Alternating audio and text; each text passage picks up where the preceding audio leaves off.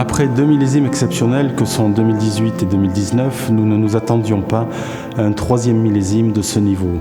Et pourtant, 2020 a commencé avec un hiver doux, le printemps a été chaud et humide, et le débourrement et la floraison ont eu lieu avec 10 jours d'avance.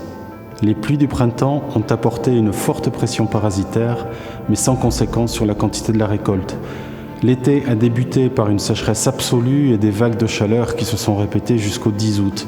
Nous étions alors très proches des conditions que nous avions connues en 2018.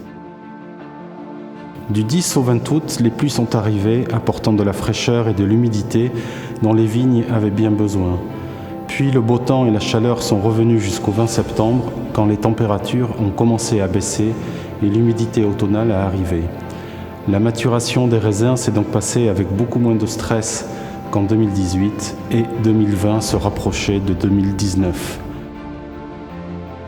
Nous avons ramassé les sauvignons blancs entre le 24 août et le 1er septembre.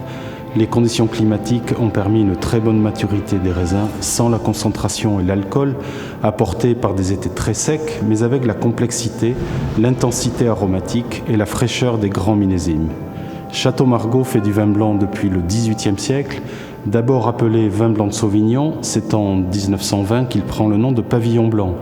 Nous sommes heureux que pour fêter les 100 ans du pavillon blanc du Château Margaux, la nature nous ait offert la possibilité de faire un vin exceptionnel. Les rouges ont été ramassés entre le 10 et le 30 septembre dans d'excellentes conditions permettant de terminer la maturation des raisins en douceur.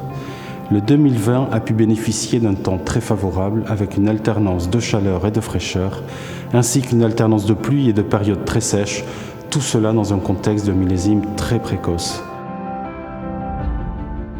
Le style de 2020 est donc moins dans la concentration de 2018 et plus dans l'équilibre, l'onctuosité qui a caractérisé 2019, mais avec plus d'intensité.